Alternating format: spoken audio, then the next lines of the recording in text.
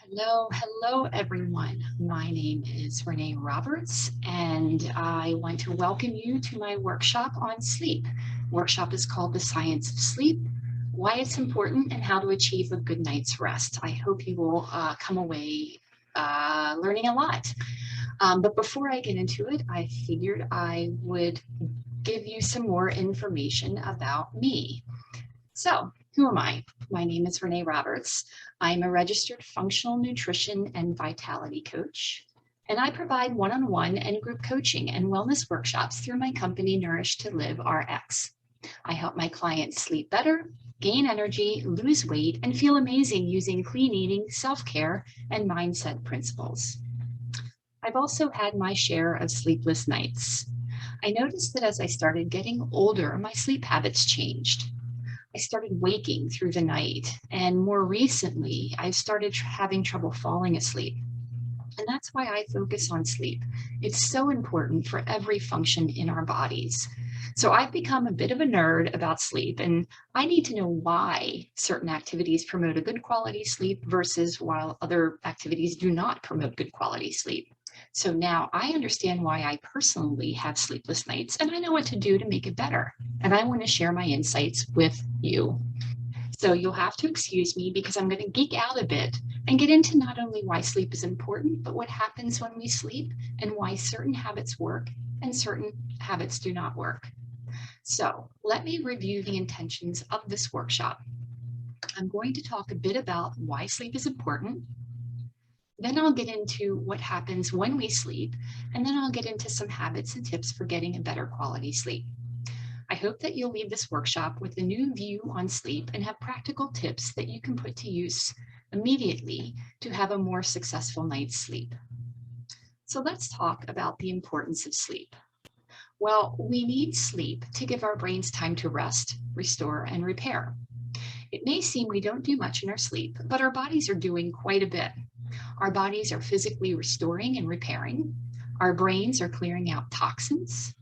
Information is processed and memorized. Our immune system is strengthened, and our moods are restored.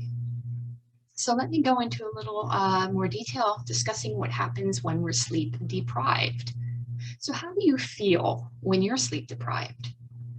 Some of the main symptoms of ongoing sleep loss is excessive daytime sleeplessness, but other symptoms include yawning, moodiness, fatigue, difficulty learning new concepts, poor memory, forgetfulness, inability to concentrate or having a foggy brain, lack of motivation, clumsiness, increased appetite and carbohydrate cravings, and also a reduced sex drive. So statistics show that when you get less than 7 hours of sleep at night, it can increase your risk of catching the cold or the flu, or increase your risk for chronic illness and disease. It can even increase conditions like cancer, emotional stress, depression, and anxiety. So when we're not sleeping well, it ages our body. Our organ systems are overworking, throwing off cortisol levels, and sleep boosts our energy levels. So we look and feel younger when we get a good night's rest. So instead of buying that expensive face cream, just go to bed earlier. So what are some other consequences? Well, I have some listed here. I like to say if you're not sleeping well, then you're not healing well.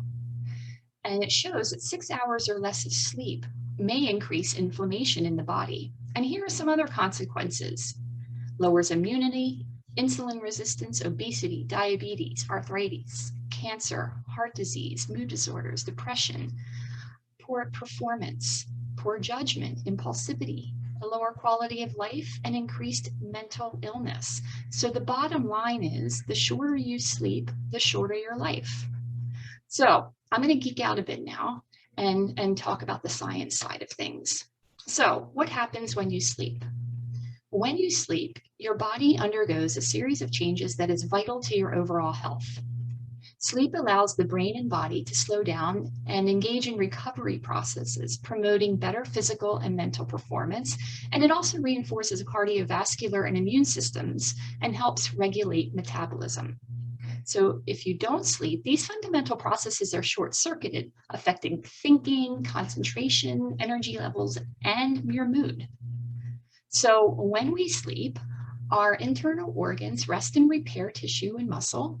Our memories are consolidating, allowing for the formation and storage of new learning.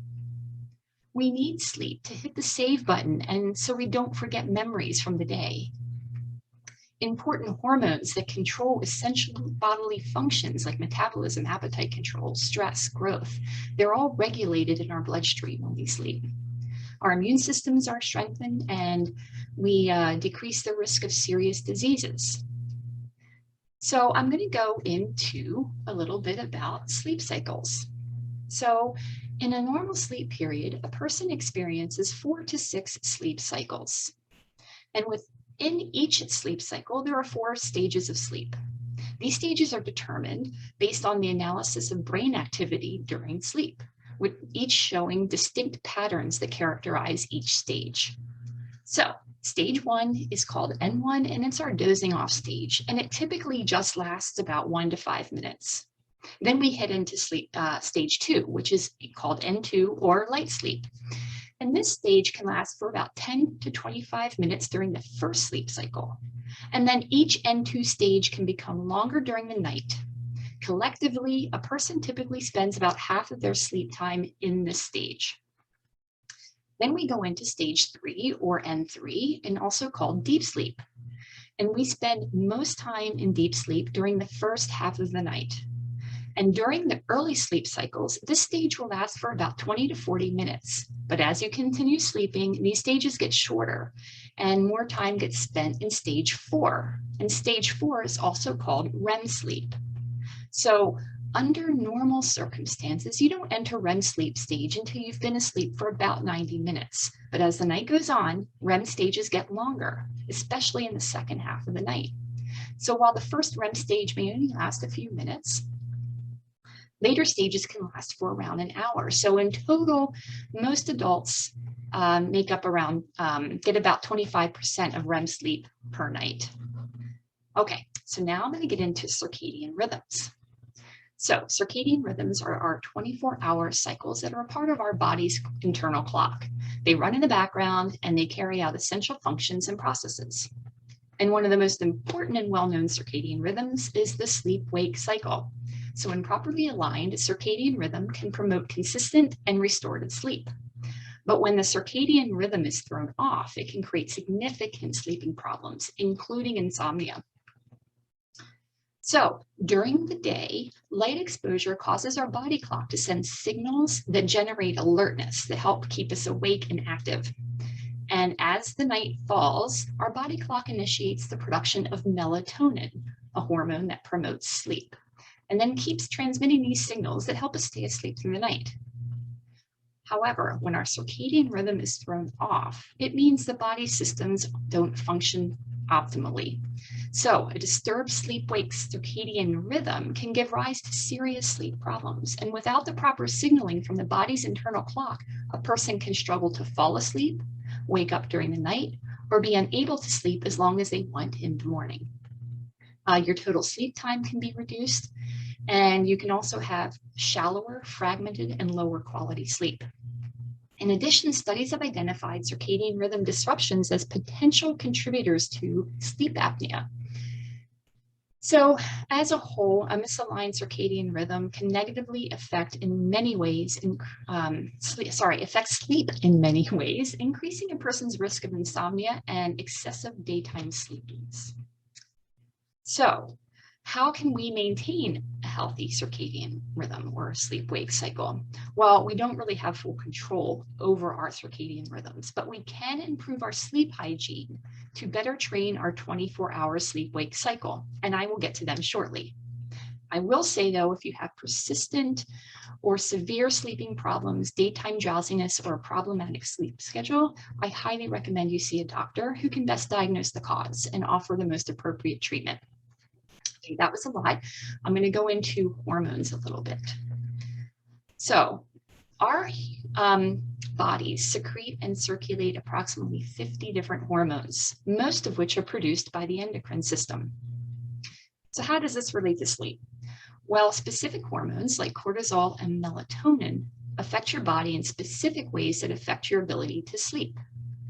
Whether it be a feeling of stress, anxiety, anger, there is a host of reasons as to why your hormones can prevent you from nodding off. But cortisol and melatonin aren't the only hormones that can affect your sleep. So I've listed some here. Estrogen. Estrogen fluctuates wildly throughout our lives, and at lower levels can cause a wide range of sleep problems. Progesterone.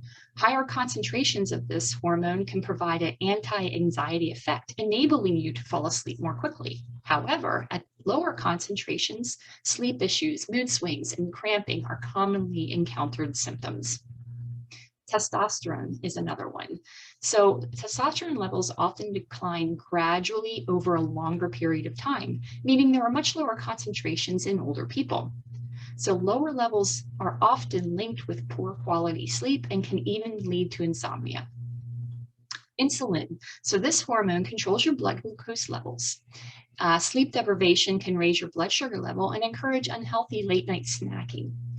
This in turn triggers an insulin release, causing blood glucose levels to fluctuate throughout the night. When the level of blood glucose is higher, there's a greater chance that your night's sleep will be a lot more restless than normal.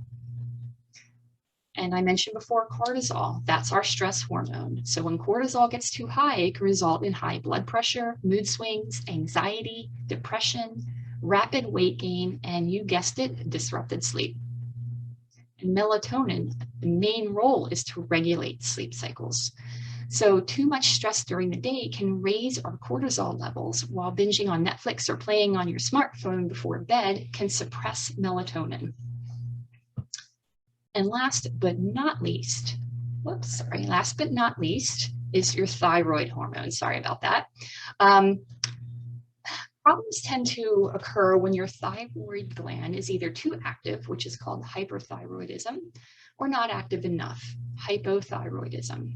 Both conditions come with their own extensive list of side effects, and both are linked to poor sleep. So if you suffer from hyperthyroidism, you may experience nervousness, irritability, bouts of sweating, and heart palpitations.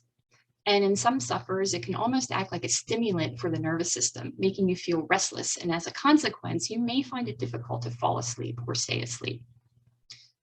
On the other hand, hypothyroidism is often associated with feelings of fatigue or lethargy. Your body isn't producing enough thyroid hormone, and as a result, your metabolism can slow down. Now, you might think that feelings of fatigue may make it easier to sleep, but it isn't the case, because hypothyroidism can sometimes increase your risk of suffering from a sleep disorder. For example, it's estimated that around 30% of those with hypothyroidism suffer from sleep apnea.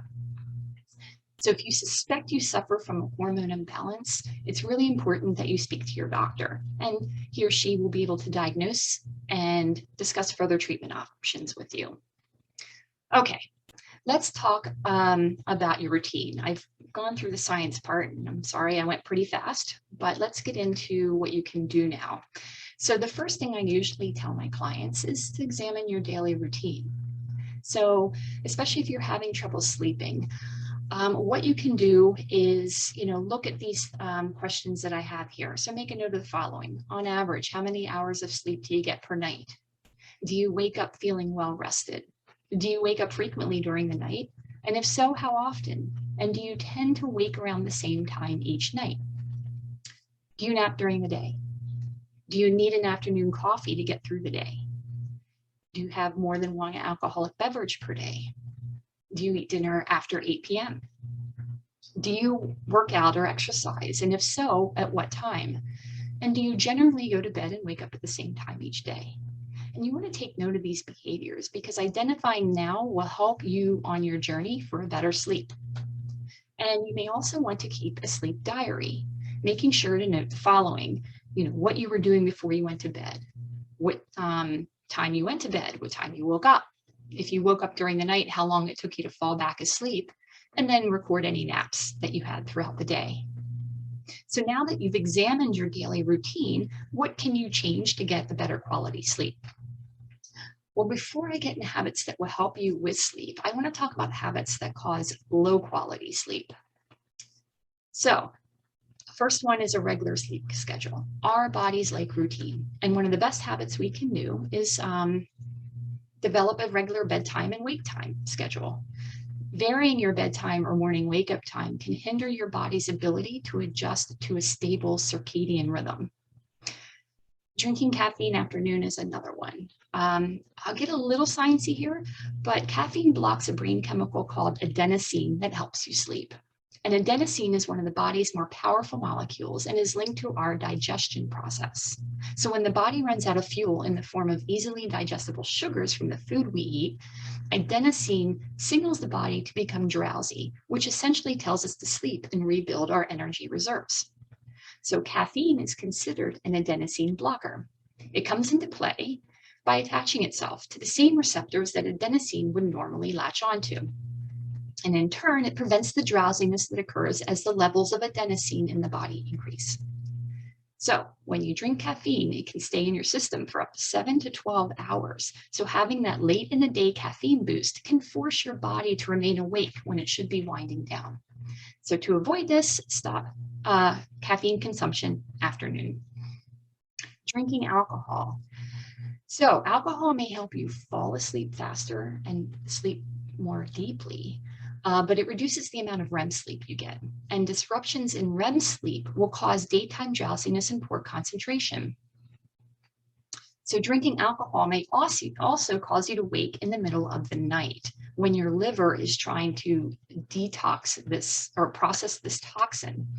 So according to Chinese medicine, the liver detox is between 1 a.m. and 3 a.m. So if you find yourself waking within this time and after a night of drinking, you can bet alcohol is the culprit. And then last but not least, stress. So under stressful circumstances, our adrenal glands release cortisol in preparation to fight, freeze, or run. So back in the day, this was useful when we were being chased by woolly mammoths.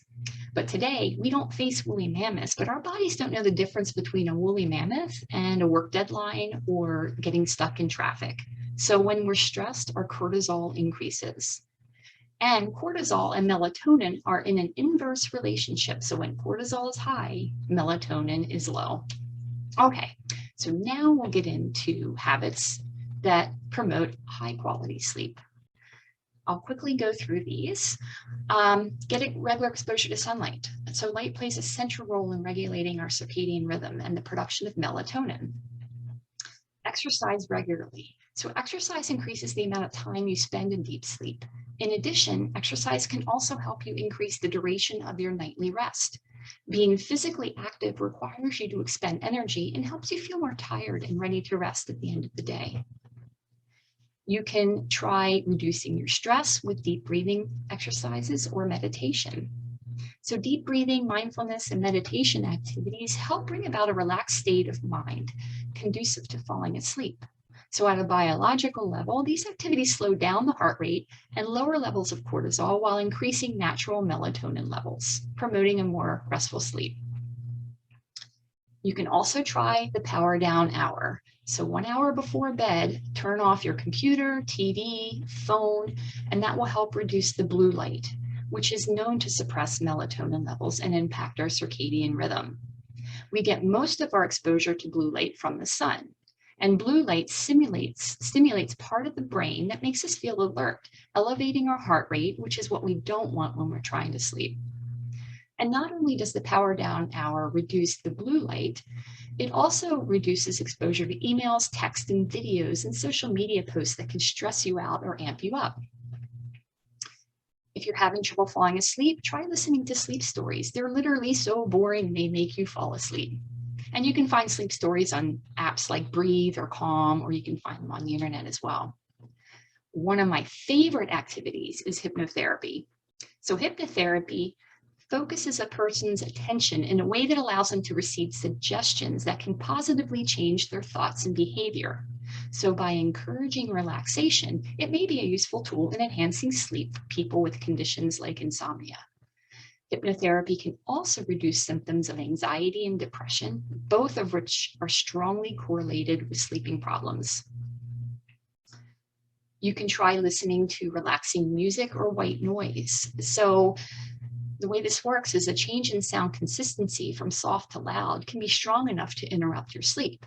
So listening to relaxing music or white noise will fill the room with a blanket of sound that can mask those inconsistent noises. You can also try doing a brain dump. Take a few minutes to write out a list of whatever is bugging you. Whatever's in your brain, get it out onto paper. Writing it down relieves the burden on your brain and hastening sleep. You can try taking a bath or shower before bedtime. So raising your body temperature before bed helps to induce sleep. You can also try warming your stomach with a hot compress. So warming your tummy with a hot compress will raise your core temperature, which helps trigger the proper chemistry for sleep. It also aids with digestion. And you want to keep your room cool and dark. The optimal temperature for sleep is between 60 and 68 degrees Fahrenheit or 15 to 20 degrees Celsius. A dark room will keep your circadian rhythm in check. Okay, so now that you've gotten yourself to sleep, what happens if you wake during the night? Well, if you tend to wake during the night, you can try the following activities to fall back asleep. You may also want to note if you're waking at the same time every night and how long it takes you to fall back asleep. So the first thing you can do is try a mind-body scan. So what you do is you start at the top of your head and slowly go down to your toes. And you want to notice all the physical sensations, whether you're hot or cold, itchy, tense, etc. Observe and don't judge. You can also ask yourself the following questions. What are you feeling physically? What are you feeling emotionally? And what are you thinking about? And write down anything that's bothering you. And this is a great time to do that brain dump if needed. You can also try any of the activities I mentioned previously to fall asleep, listening to sleep stories or hypnotherapy. But whatever you do, avoid electronics. As you know, the light impacts our circadian rhythm, and blue light has the most considerable impact.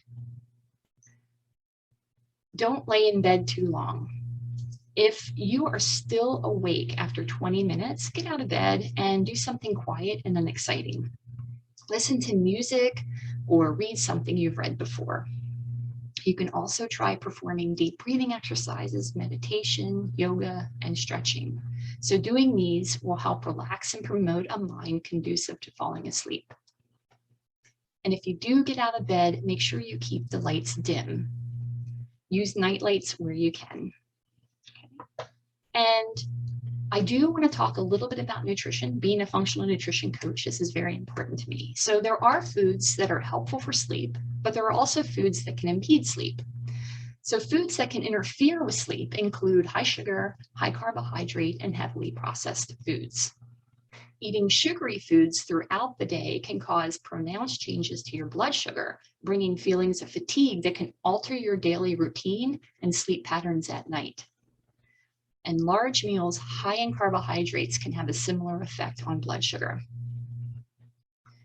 The foods that promote a good quality sleep include foods that contain melatonin. So eat plenty of seeds, chicken, turkey, fish, cheese, beans, lentils, eggs. They all increase the tryptophan in your diet, and tryptophan is essential to the production of melatonin. Almonds and walnuts contain melatonin, so eating them can increase your blood levels of the hormone, helping you sleep more soundly. Certain fruits that contain melatonin may help you fall asleep faster and wake up less often during the night. For instance, tart cherry juice and whole tart cherries contain a lot of melatonin. Bananas, pineapple, and oranges are also good sources. You can also eat foods high in magnesium, like avocados, organic yogurt, and leafy greens. So magnesium is a calming mineral that can help induce sleep when taken about an hour before bedtime. If you need to, you can add a magnesium supplement of around 300 to 600 milligrams 1 hour before bed. However, always talk to your doctor before starting something new.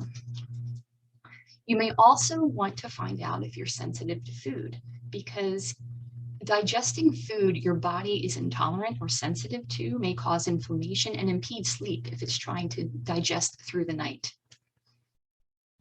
And then you want to stop eating 3 hours before bedtime if possible. It's definitely best to avoid large meals before bedtime. Being too full at bedtime can interfere with falling asleep and disrupt your sleep quality through the night as the body works to digest. And eating raises both your insulin and cortisol levels. So if you do eat before bed and manage to get to sleep, your deep sleep and REM sleep will be more difficult to come by, and the quality and duration of your sleep will suffer. That being said, an empty, rumbling stomach can be distracting and make it more difficult to fall asleep. So if you must eat before bed, try a light snack with protein, like a small piece of turkey or chicken or pumpkin seeds.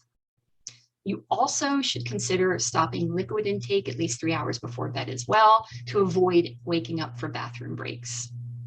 Okay, so gone through that.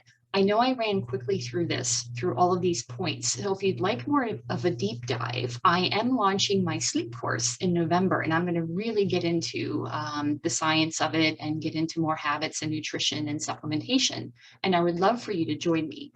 So I figured I would give you a little bit of information. So in this course, I plan to deep dive into sleep cycles, hormones, habit change, nutrition, supplementation, and what this course is going to include is, lifetime access with updates, access to a private Facebook community, weekly live Q&A sessions, additional coaching from me, and additional access to tools and resources.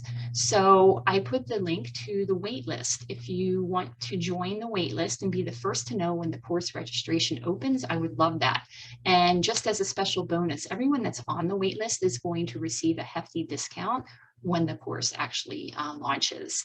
So if you would like additional information of coaching that I do or whatever, I would love to talk to you.